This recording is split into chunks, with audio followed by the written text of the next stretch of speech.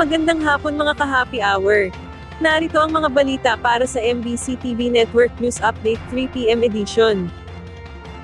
Sa Metro Manila ngayon, simula ngayong long weekend, magkakaroon ng road reblocking and repairs ng DPWH sa 13 kalye sa 4 na lugar sa Metro Manila.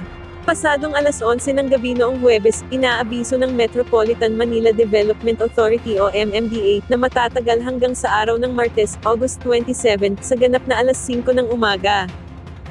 Kabilang ang EDSA southbound at EDSA northbound sa Quezon City, Mindanao Avenue, Commonwealth Avenue southbound, General San Miguel eastbound, EDSA Monumento southbound sa Caloocan, EDSA southbound sa Makati, Rojas Boulevard southbound at Tandang Sora Avenue. Pinapayuhan ng mga motorista na dumaan sa 13 kalye sa 4 na lugar sa Metro Manila, ang mga alternatibong ruta. Sa Pasig City, inaasahan ang epekto ng daloy ng trapiko sa bahagi ng MH Del Pilar Street simula bukas ng hapon. Ayon sa Pasig City Public Information Office, magkakaroon ng epekto ng daloy ng trapiko sa bahagi ng MH Del Pilar Street kaliwa sa Barangay Palatio, Pasig City. Ito ay dahil sa isasagawa ng tugtugan alay para kay San Agustin. Ito ay matatagal ang nasabing abiso simula bukas ng alas 4 ng hapon.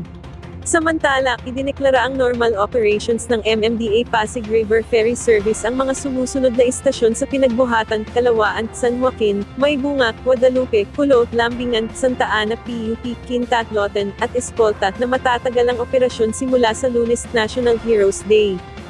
At yan ang mga balita para sa MBC TV Network News Update 3 PM edition.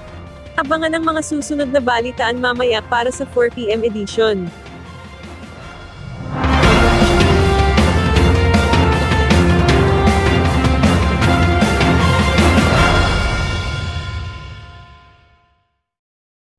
Mga ka-happy hour, kung gusto mong manood ang mga balita sa MBC TV Network News Update, mag-subscribe sa aming YouTube channel, i-like ang aming Facebook page, at i-follow sa aming TikTok account.